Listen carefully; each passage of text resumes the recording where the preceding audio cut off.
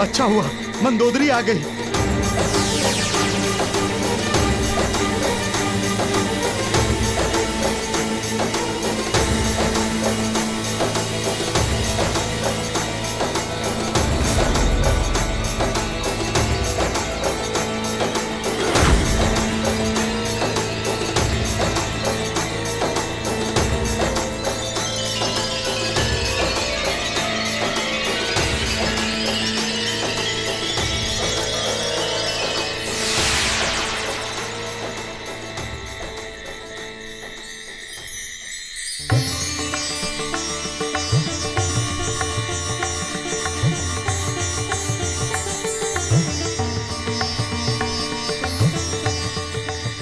बेटी मंदोदरी।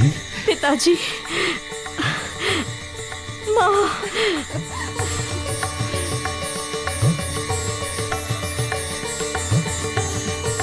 माँ, पिताजी, मैं चंद्रलोक से अमृत ले आई हूँ। परंतु बेटी, तुम तो खाली हाथ दिखाई दे रही हो। अमृत है कहाँ? ये रहा अमृत।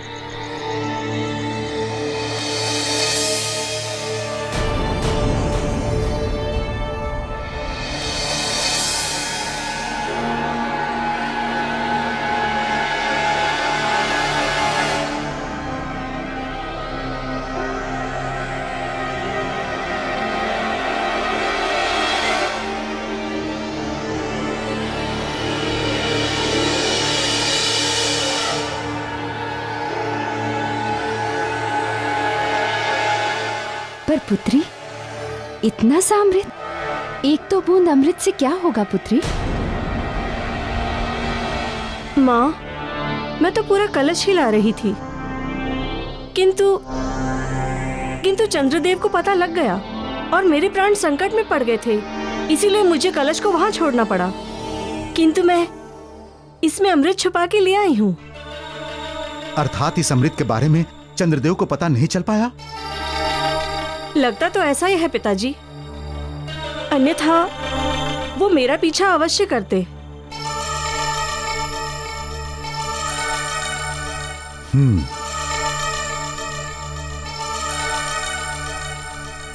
अब मेरी बात ध्यान से सुनो। इस अमृत के बारे में किसी को कुछ भी पता नहीं चलना चाहिए। ये आप क्या कह रहे हैं पिताजी? मंदोदरी, अब मैं तुम्हें बता रहा हूं कि इस बूंद भर अमृत से लंकेश अमर कैसे हो सकते हैं। पंच तत्वों से निर्मित ये मानव देह सैकड़ों नाड़ियों से बना है, जो रक्त संचालन, प्राण वायु और भोजन आदि के कार्यों को सुचारू रूप से संचालित करती है। इन समस्त नाड़ियों का केंद्र नाभि में होता है। यदि इस अमृत की बूंद को लंकेश की नाभि में स्थापित कर दी जाए तो वो अमर हो जाएंगे।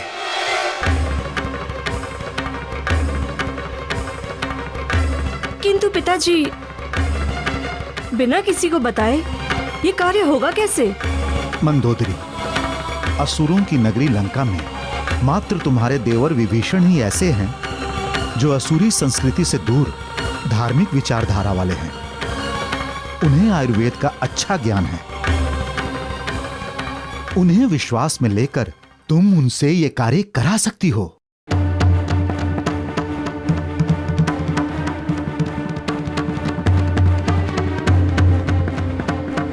आप चिंता न करें पिताजी, मैं ये कार्य सावधानी पूर्वक करूंगी।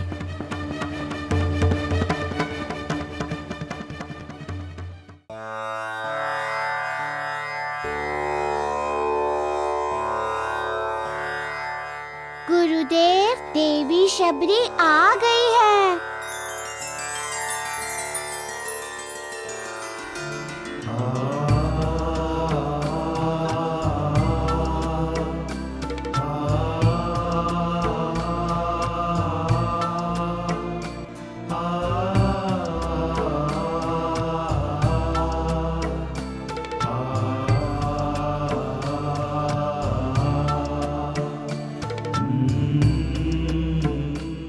गुरुदेव, मेरे साथ भाग्य ने ऐसा खेल क्यों खेला?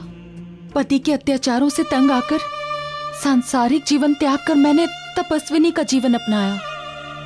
वहां से भी मुझे बलपूर्वक ले जाया गया। शबरी, कभी कभी पिछले जन्मों के कर्मों का फल अगले जन्म में भी भोगना पड़ता है। यदि कर्म फल एक जीवन में पूर्ण नहीं होते तो अगले जीवन में बचे हुए कर्मों का फल इंसान को भोगना ही पड़ता है। इसीलिए कहते हैं सत्कर्म करो, उसी से मोक्ष प्राप्त होता है। किंतु गुरुदेव, मुझे इन दुखों से कब छुटकारा मिलेगा, कब मुक्ति मिलेगी? पुत्रे, अब तुम्हारे जीवन में कभी भी कोई विघ्न, कोई दुख नहीं आएगा। तुम श्री राम के नाम का जाप करो। श्री राम नाम की महिमा निराली है, वो अमृत के समान फलदायी है। तुम्हारा कल्याण भी श्री राम से ही होगा।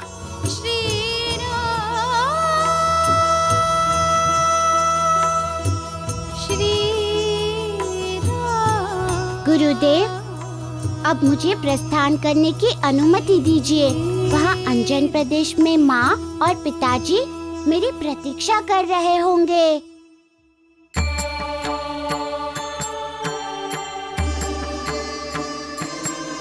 प्रभु, आपकी महिमा भी तो बड़ी निराली है। शबरी ने आपका नाम लिया और आप दौड़े चले आए। उसके सारे दुख हर लिया आपने।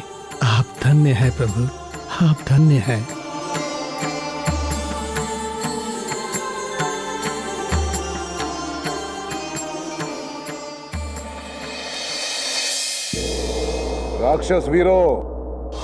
राक्षस वीरों, हमारा केवल एक ही स्वप्न था कि संपूर्ण संसार पर राक्षसों का विजय ध्वज फहराए,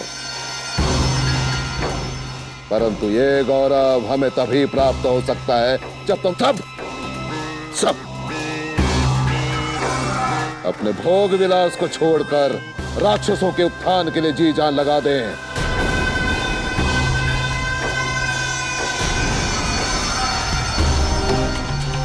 हम राक्षसों का सर ऊंचा करने के लिए दिन रात प्रयास कर रहे हैं, और तुम सब लज्जा से सर झुकाए बैठे हो। अरे नहीं चाहिए हमें मरकट जैसी शांति, नहीं चाहिए। हमारा दरबार है रावण का दरबार।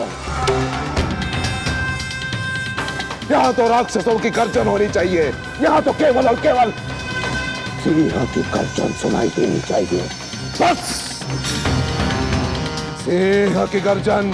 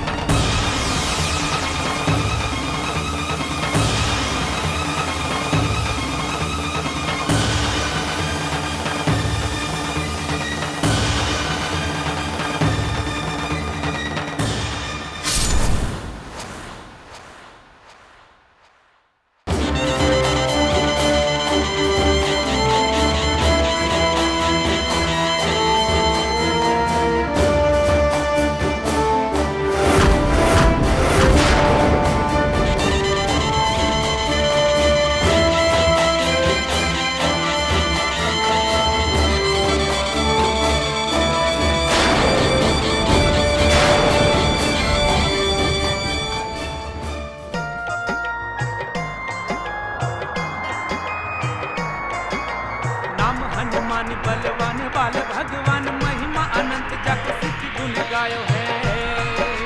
बाल हनुमान महाकाल भगवान धारे वैरी के अंत है तू गदा को उठायो है। वैरी के अंत है तू गदा को उठायो है।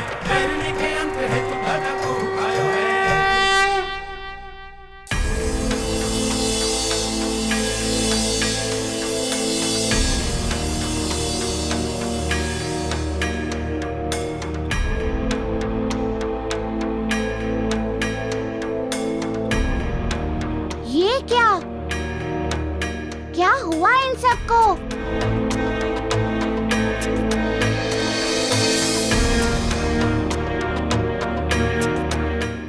स्थिति तो बहुत ही दयनीय लग रही है।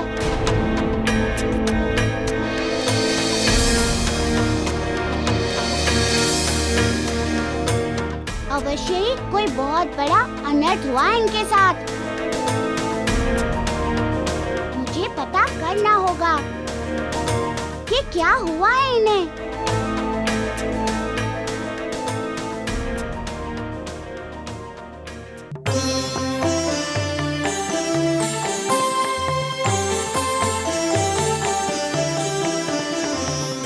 तुम्हारे प्रत्यंचा के टनकार से जो मेघ गर्जन हुई, उससे हमें पता चल गया कि हमारा पुत्र मेघनाद आया है।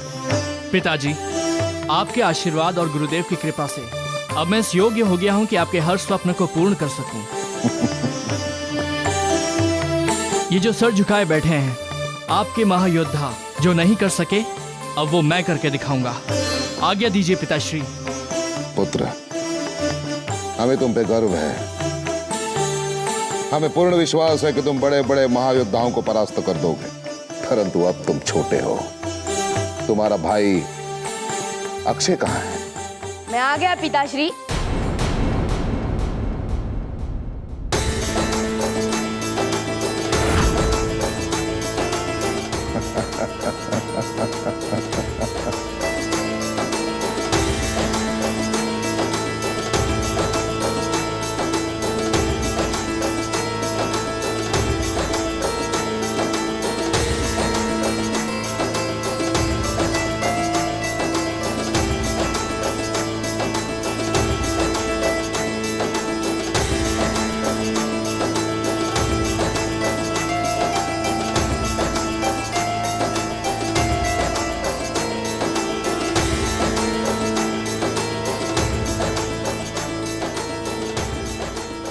तुम दोनों को देखकर बहुत प्रसन्नता हुई। आनंद, घोर आनंद, घनघोर आनंद आ गया। विभीषण, तुमने अच्छा किया कि इन दोनों को यहां ले आए। अब ये दोनों हमारे साथ यहां रहेंगे, रक्त संस्कार सीखेंगे और साथ ही साथ सीखेंगे राजनीति। भैया, इन्हें राजनीति से दूर ही रखा जाए तो वही अच्छा होगा।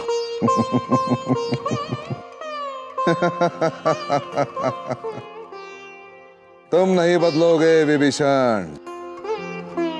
वही बातें, वही पूजा पाठ, वही संस्कार, सब कुछ वही। तुम्हारा वश चले तो तुम हमारे इन बच्चों को पंडित ही बना दो। भैया, आप रक्षराज हैं तो क्या हुआ, है तो हम ब्राह्मण ही, और आपने भी सभी वेदों का ज्ञान पाया है। वो इसलिए विभीषण क्योंकि हमारे पिता ब्राह्मण थे, परंतु इन दोनों के पिता रक्ष संस्कृति के अनुयायी हैं। ये दोनों राक्षस राज रावण के पुत्र हैं, इसलिए इन्हें रक्ष संस्कार देना ही उचित होगा। क्योंकि वैदिक संस्कार दुर्बल बनाता है और रक्ष संस्कार शक्ति और बल का प्रतीक है। पुत्रों, तुम्हारी माता तुम्हें लेने गई थी, वो कहाँ है? माता? पिताश्री, माता हमें लेने नहीं गई थी। हाँ भैया, भाभी तो वहां थी ही नहीं। आश्चर्य है, 3 दिनों से महारानी महल में नहीं है। कहां जा सकती है वो? आश्चर्य है।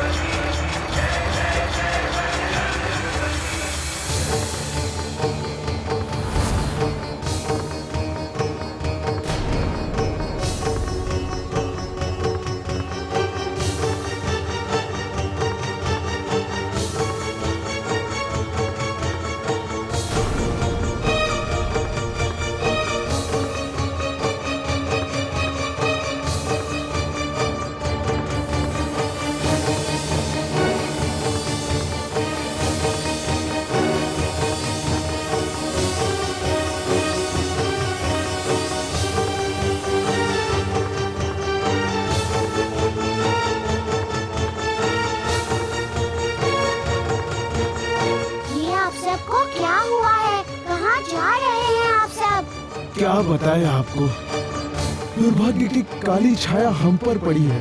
परंतु हुआ क्या है जो सारे गांव वाले एक साथ गांव छोड़कर जा रहे हैं? हमारे राज्य में भयंकर सूखा पड़ा हुआ है।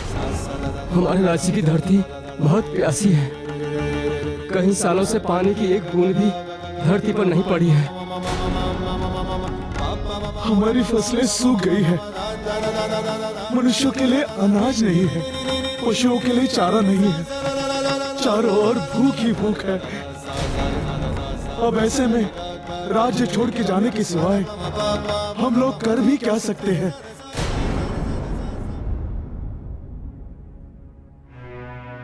आप सब किस राज्य से आए हैं? आपके राजा कौन हैं? हम महाराज जनक के राज्य मिथिला से आए हैं। हमारे महाराज बड़े ही धर्म कर्म वाले हैं, विद्वत्ता और बल में अद्वितीय है। उनके बल के कारण ही महाबली लंकेश रावण आज तक मिथिला नगरी पर अपना अधिकार नहीं जमा पाए हैं। मिथिला के महाराज जनक तो माता सीता के होने वाले पिता हैं। उनके साथ ऐसा कैसे हो सकता है?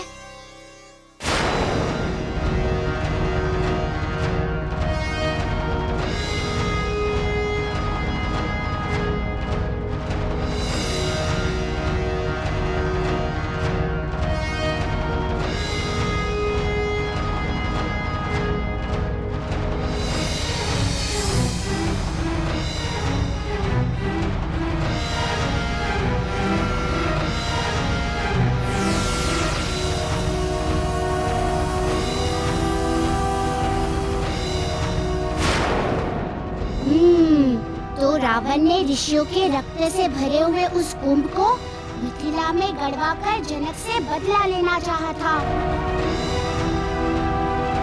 किंतु वो मूर्ख ये नहीं जानता कि उस रक्त कुंभ से ही वो देवी प्रकट होने वाली है, जिसके कारण उसका विनाश होगा।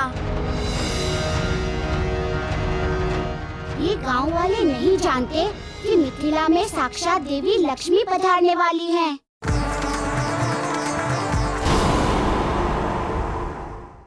माते, माते, प्रणाम माते।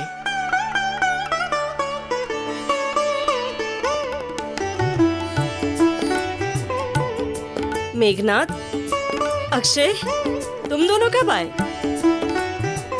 आपको तो ये भी नहीं पता कि आपके बच्चे कब लौट आए हैं।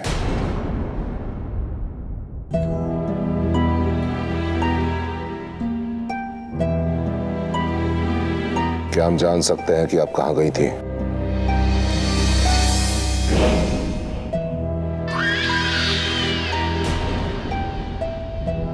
महाराज, मैं आवश्यक कार्य से बाहर गई थी। क्या हम जान सकते हैं कि वो आवश्यक कार्य क्या था महारानी? आप ऐसा क्यों पूछ रहे हैं? आप हमारी पत्नी हैं, लंका की महारानी हैं, तो आपके विषय में जानने का अधिकार नहीं हमको? समय आने पर आपको सब ज्ञात हो जाएगा। आप तो पत्नी धर्म की बातें करती है महारानी, तो क्या ये आपके पत्नी धर्म के विरुद्ध नहीं कि आप कोई भी बात अपने पति से छिपाएं? महाराज, आप मुझ पर संदेह कर रहे हैं। एक बात सदा याद रखिए कि मंदोदरी अपने पतिव्रत धर्म के लिए जानी जाती है और भविष्य में भी मंदोदरी की पहचान उसका पतिव्रत धर्म होगा।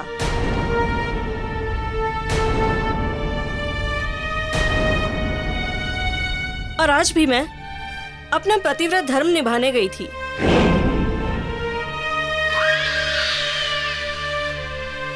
आओ मेरे बच्चों, मेरे साथ चलो।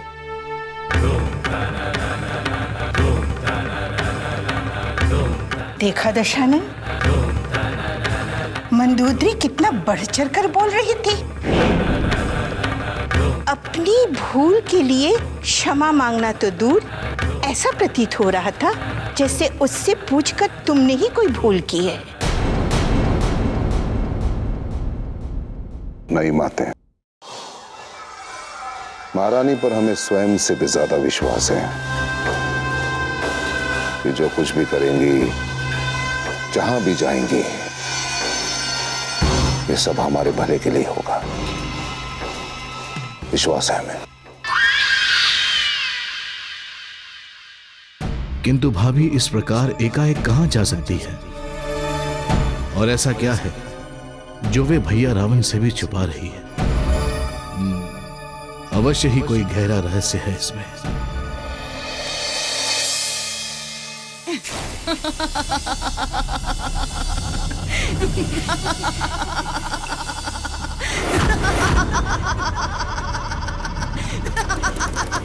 कौन है? कौन है? सामने क्यों नहीं आती? रावण के साथ प्रयास करने का दुस्साहस किसने किया? उसे क्षण त्याग वक्त कर देंगे हम। मैं तुम्हारी मृत्यु हूँ। मृत्यु? रावण की मृत्यु? अरे मृत्यु भी रावण से भयभीत रहती है। सामने आ।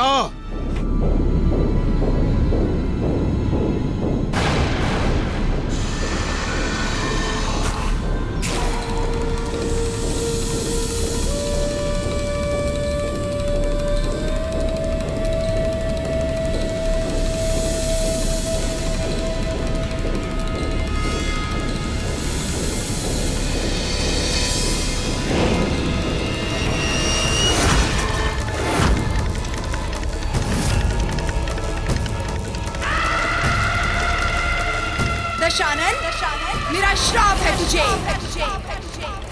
एक स्त्री के कारण ही तेरा विनाश होगा। स्त्री को पाने की लालसा ही तेरे विनाश का कारण बनेगी।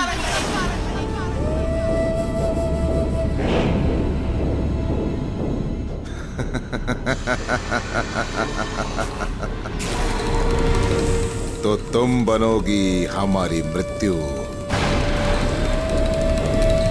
वो एक स्त्री रावण के मृत्यु का कारण बनेगी।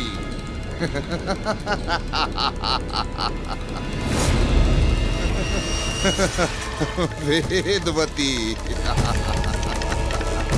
रावण के मृत्यु का कारण। रावण हम।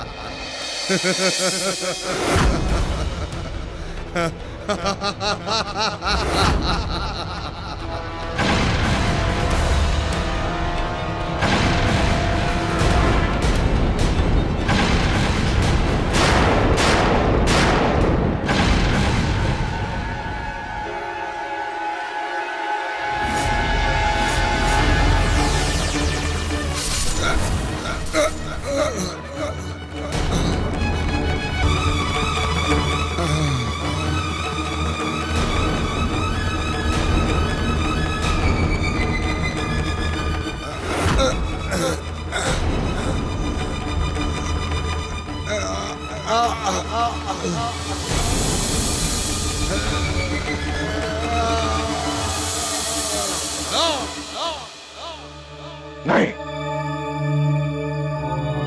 नहीं, एक स्त्री हमारे मृत्यु का कारण नहीं बन सकती। इसे क्षण समाप्त कर देंगे तुझे। कहाँ है तू? क्या हुआ स्वामी? अरे कहाँ है तू? इसे क्षण तुझे समाप्त कर देंगे। क्या हुआ आपको स्वामी? होश में आइए, होश में आइए स्वामी।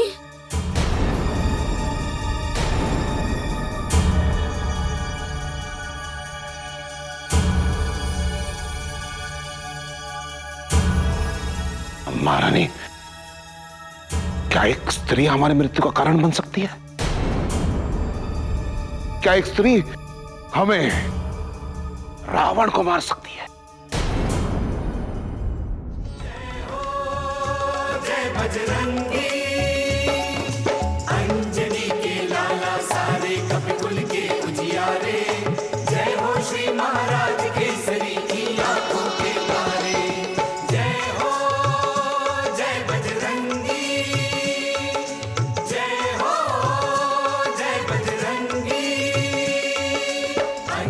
मिथिला वासियों, आप सब हमारे लिए विशेष हैं। अतिथि हैं आप सब हमारे। आप सब पेट भर के खाना और तनिक भी संकोच मत करना। इस अंजन प्रदेश को अपना ही राज्य समझें।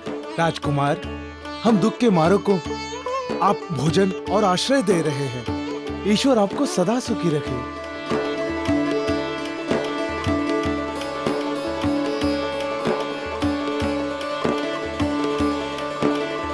तुम कब आए? और ये सब कौन है? माँ, जब तुम पूजा करने गई थी उसी बीच में मैं आ गया था। और ये सब दुख के मारे असहाय लोग हैं, भूखे प्यासे हैं।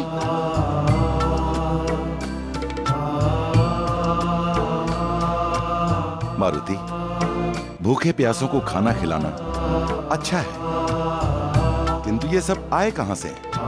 पिताजी, ये मिथिला से आए हैं। वहाँ अकाल पड़ गया है।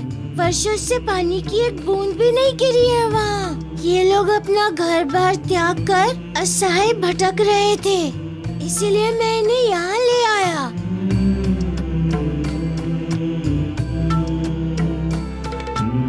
महाराज, आपके पुत्र तो बड़े ही दयावान हैं। आज इनके कारण ही हम सबका जीवन बच पाया है, अन्यथा हम सब भूखे प्यासे जाने कहां भटक कर मर गए होते।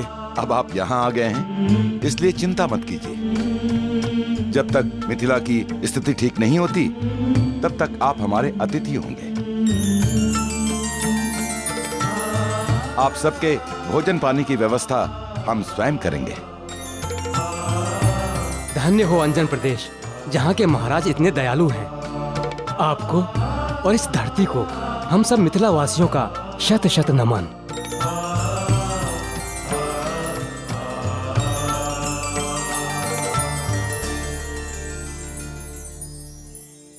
मारुति, जामवन काका तो कह रहे थे कि कोई संकट में है और तुम उनकी सहायता करने गए हो।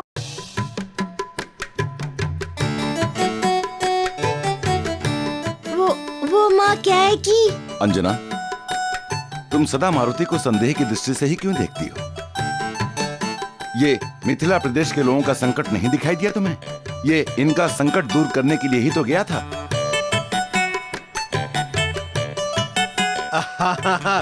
वही तो, इन्हीं की सहायता करने तो गया था हमारा मारुति। किंतु मैं तो ये कह रही। माँ, ये किंतु परंतु छोड़ो। तुम्हें अतिथियों के भोजन की व्यवस्था भी तो करनी है। मैं चाहता हूँ कि मिथिला के लोगों के लिए तुम अपने हाथों से लड्डू बनाओ।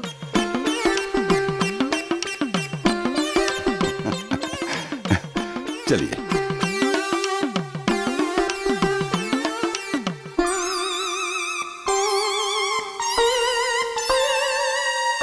अब आपको क्या हुआ काका?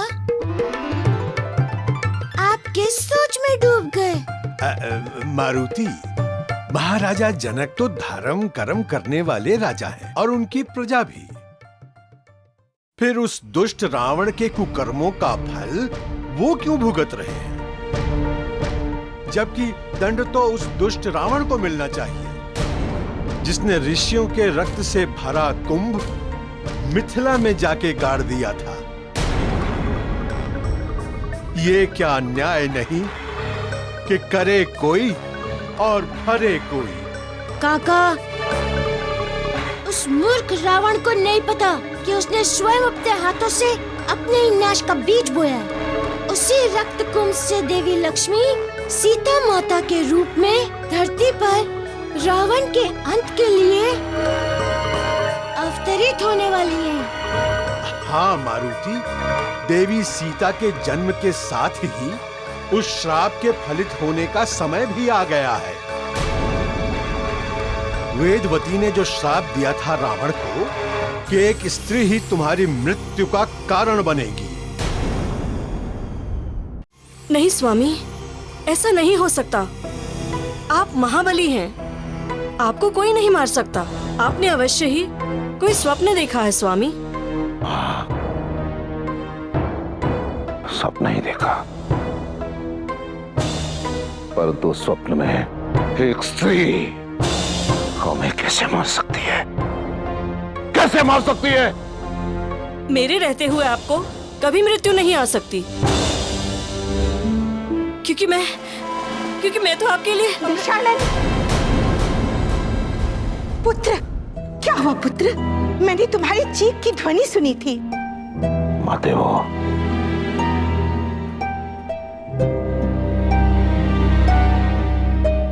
महारानी हमारे चल लेकर आई है।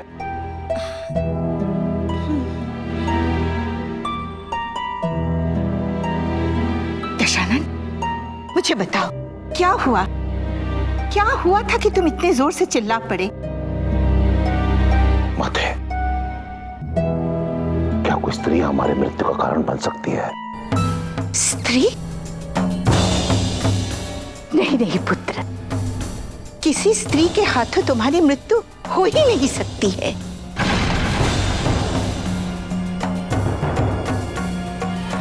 परंतु माते, वर्षों पहले जो वेदवती ने हमें श्राप दिया था, क्या वो फलित होगा? दशानन, मेरा श्राप है तुझे। एक स्त्री के कारण ही तेरा विनाश होगा। स्त्री को पाने की लालसा ही तेरे विनाश का कारण बनेगी। बार बार माते हमारे स्वप्न में आकर वो इस श्राप का स्मरण करवाती रहती है। भयभीत हो जाते हैं माते, भयभीत हो जाते हैं। एक स्त्री? नहीं रावण, एक स्त्री के हाथों तुम्हारी मृत्यु हो ही नहीं सकती। तुम्हें स्मरण है, स्वयं परम पिता ब्रह्मदेव ने तुम्हें वरदान दिया था कि तुम्हारी मृत्यु केवल एक ही मनुष्य के हाथों होगी, और वो भी नर होगा।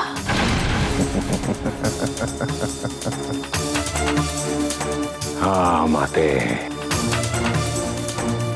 आपने मेरे संतप्त मन को शांत किया है। कोई नहीं मार सकता मुझे। तो स्त्री, वो तो कदापि नहीं।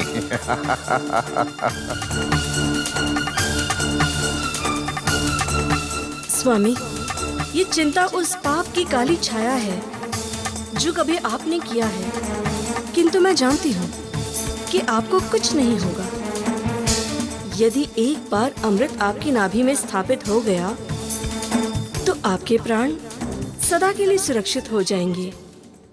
मारुति, अब तुम बड़े हो गए हो, शिक्षा ग्रहण करने की आयु हो गई है तुम्हारी, इसलिए तुम्हारी मां ने यह निर्णय लिया है कि तुम्हें गुरुकुल भेज देना चाहिए।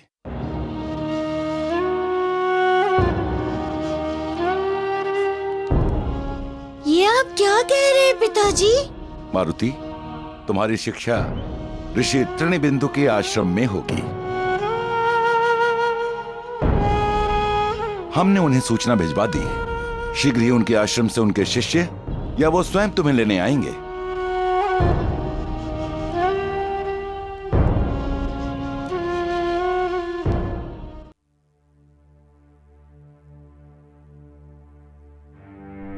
माँ, क्या तुम मुझसे रुष्ट हो? क्यों अपने आंचल की छाव से दूर कर रही हो? क्या तुम मुझसे प्रेम नहीं करती?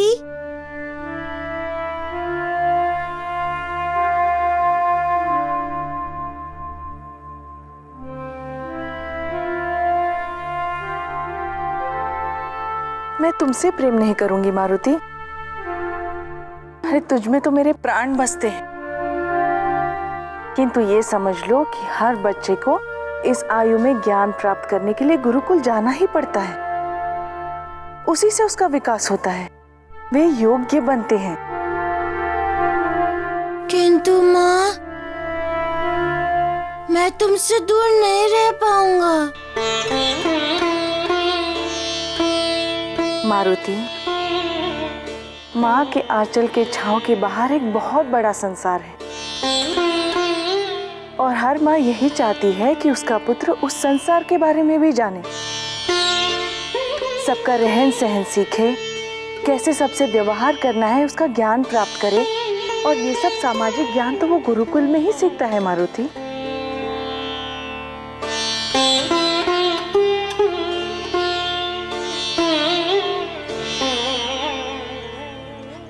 मेरे लाल, दुखी मत हो। क्या तुम ये चाहते हो कि सब ये बोले कि मारुति की माँ ने ममता मोह के कारण अपने पुत्र को अपने पल्लू से ही बांधे रखा, उसे शिक्षा प्राप्त करने के लिए गुरुकुल भेजा ही नहीं और मारुति अज्ञानी ही रह गया? ठीक है माँ, जैसी तुम्हारी इच्छा।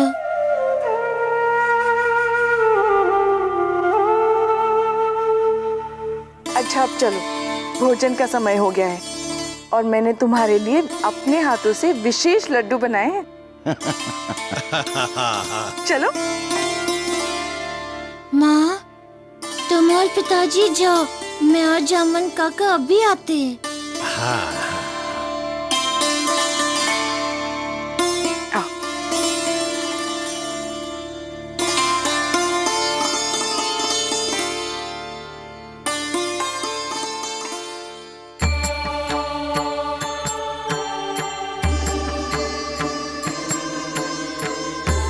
काका, मुझे तो गुरुकुल जाना ही पड़ेगा। अब मिथिला वासियों का क्या होगा?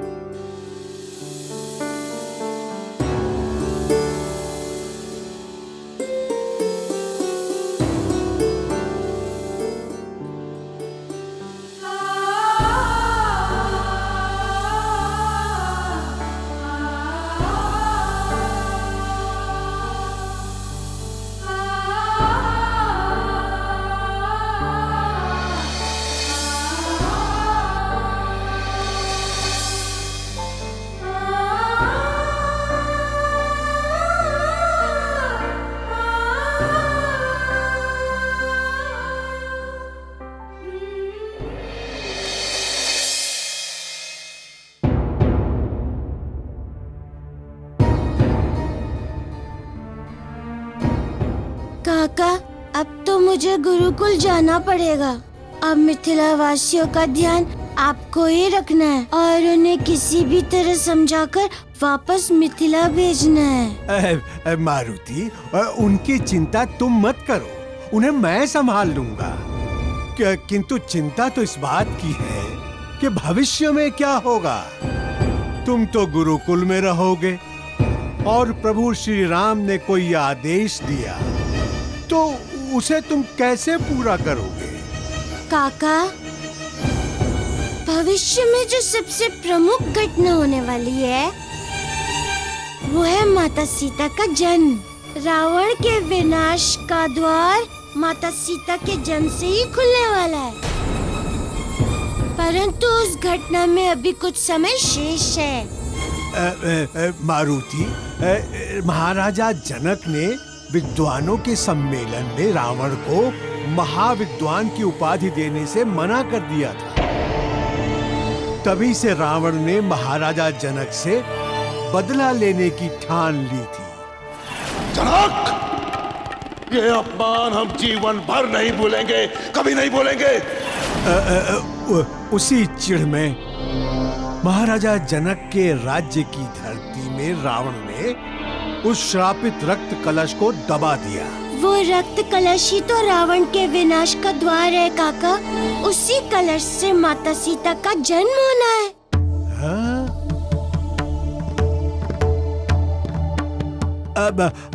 किंतु तब तक तो महाराजा जनक और उनकी प्रजा को कष्ट भोगना ही पड़ेगा। महाराजा जनक बहुत ही सहृदय और विनम्र स्वभाव के हैं।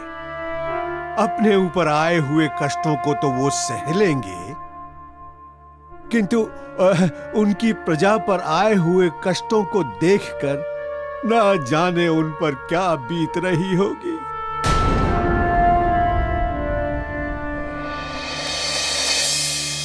हे इंद्रदेव, क्यों मेरे राज्य को बूंद बूंद पानी के लिए तरसा रहे हैं?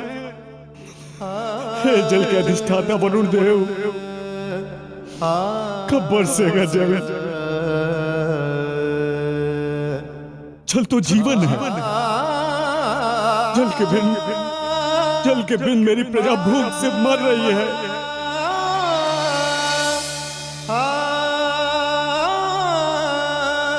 हे इंद्रदेव, हे वरुण देव,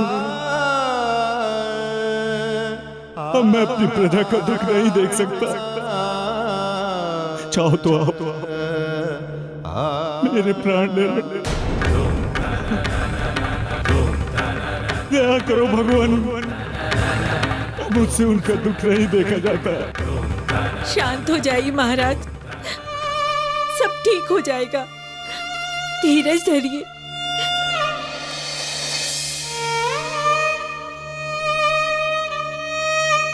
कब तक धीरज धरूं महारानी, कब तक धीरज धरूं? बूंद बूंद के लिए मेरी मिथिला नगरी तरस रही है।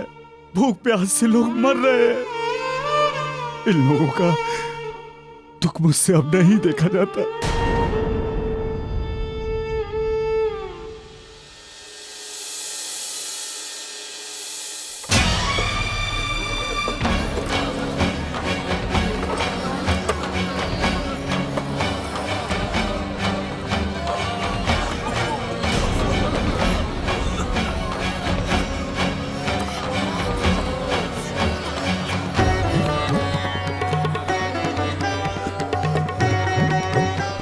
कहाँ जा रहे हैं? कहाँ जा रहे हैं आप सब लोग?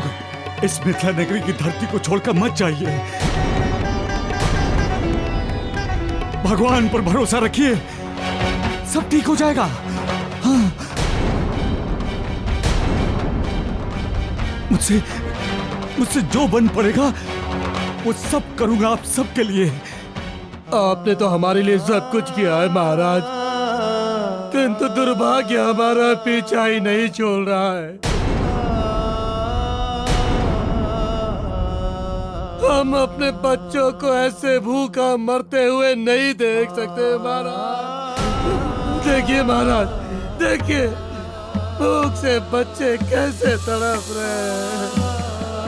कितने दिनों से इनके पेट में अन्न का एक दाना तक नहीं गया।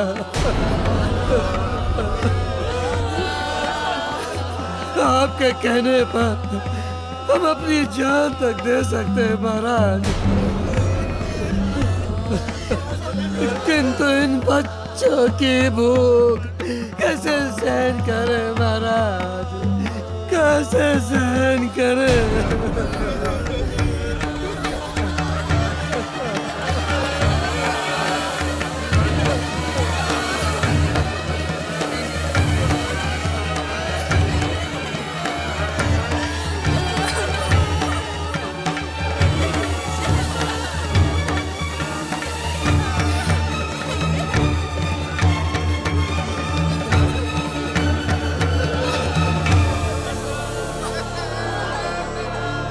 क्षमा कर दीजिए, क्षमा कर दीजिए। कदाचित ये किन्हीं हमारे कर्मों का दंड मिल रहा है हमारी प्रजा को। हमें आप सबको रोकने का कोई अधिकार नहीं है।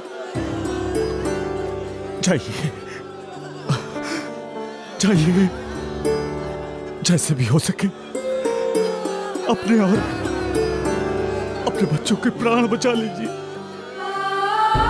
चाहिए।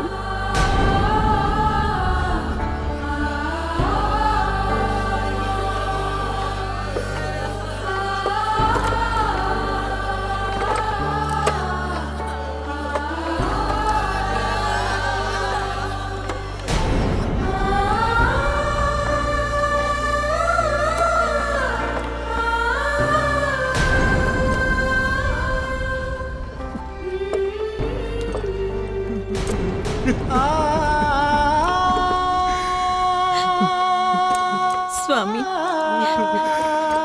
जब दुख का अंधकार छाता है तो अपनी परछाई भी साथ छोड़ देती है। साहस से काम लीजिए, ये दिन भी नहीं रहेंगे। कहाँ से लाऊं मैं इतना साहस? हे धरती माता, मेरा दुख देखकर आपकी भी छाती फटी जा रही है।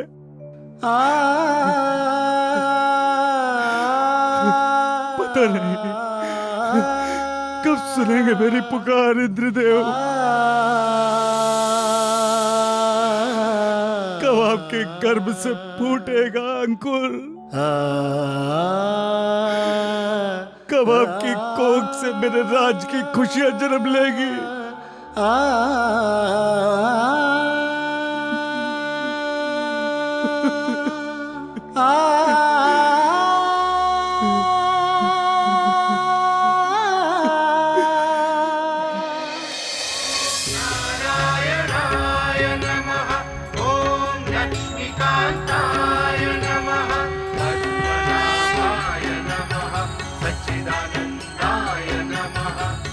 जगदीश हरे, जय जगदीश हरे।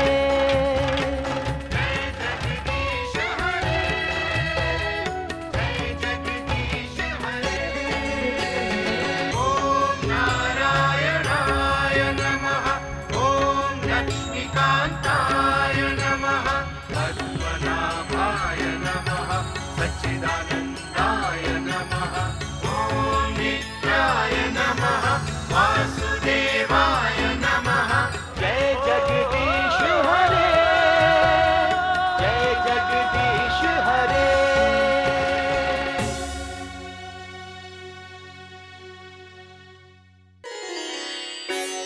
भाभी,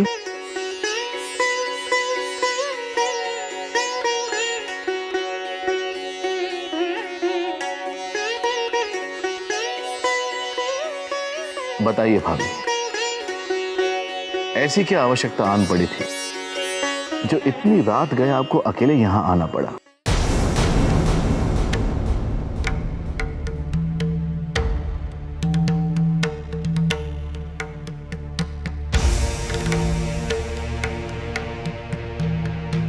भाभी, क्या बात है? देवर जी, बहुत ही विशेष और गोपनीय कार्य था, इसलिए मुझे स्वयं यहाँ आना पड़ा।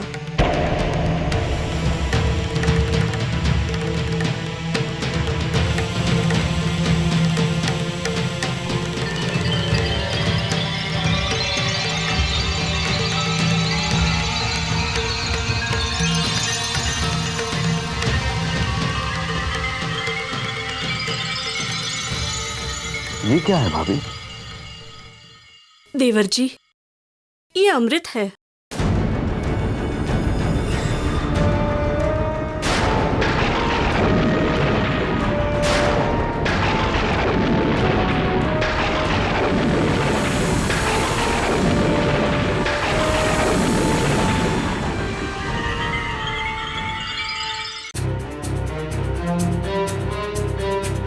अमृत?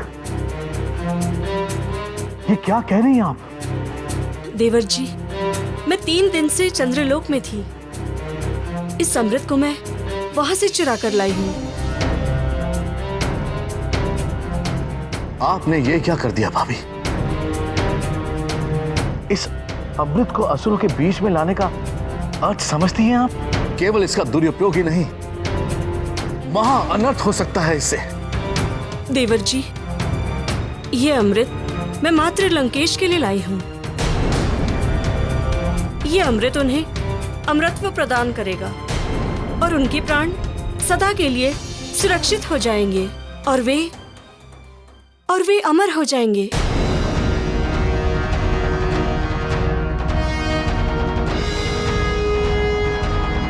भाभी, क्या आप जानती हैं कि आप जो कुछ भी करने जा रही हैं वो सृष्टि के नियम के विरुद्ध है। यहाँ किसी के भी अमर होने का अर्थ है प्रकृति के नियम को तोड़ना। मुझे सब ज्ञात है, किंतु मैं एक पत्नी हूँ और पतिव्रत धर्म यही कहता है, पति चाहे जैसा भी हो, यदि एक पत्नी उसका हित कर सकती है तो उसे अवश्य करना चाहिए। नहीं भाभी, यदि भैया के मन से मृत्यु का भय निकल गया तो न जाने वो और कितने अधिक अत्याचार मचा देंगे। क्या आप ऐसा करके अपने पति को और अधिक पाप करने के लिए नहीं उकसा रही हैं? देवर जी, मैं उन्हें कदापि पता नहीं चलने दूंगी। मैं उन्हें अधर्म मार्ग से दूर करके धर्म मार्ग पर ले आऊंगी। मुझ पर भरोसा रखिए देवर जी, ये बात लंकेश को कभी पता नहीं चलेगी। भाभी, ये भेद आप कब तक छुपा पाएंगे? यदि भैया को ये भेद आप और मैं ही जानते हैं। ये सदा हमारे बीच में ही रहेगा। मैं बस इतना ही चाहती हूँ कि आप ये अमृत लंकेश की नाभि में स्थापित करने में मेरी सहायता करें।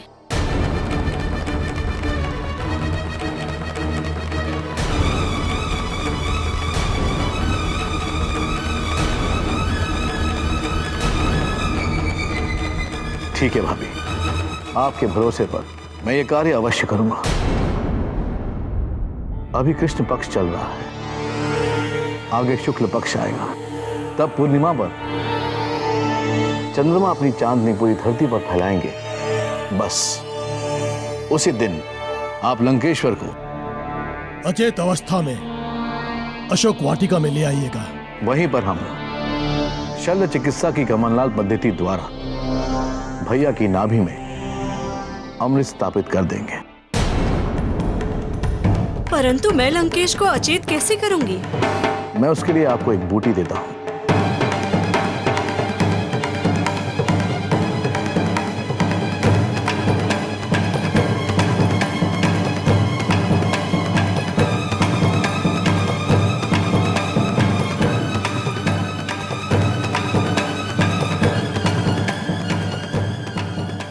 भाभी, पूर्णिमा की रात को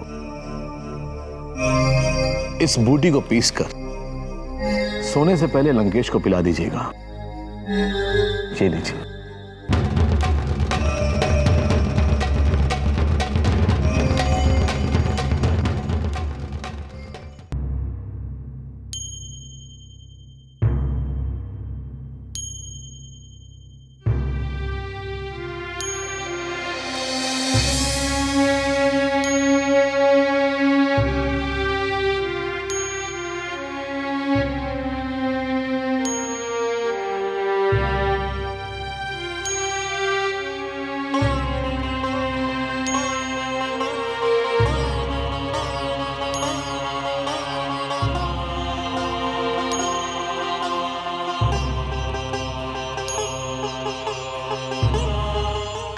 सब अभी तक यूं ही बैठे? आपने भोजन ग्रहण नहीं किया?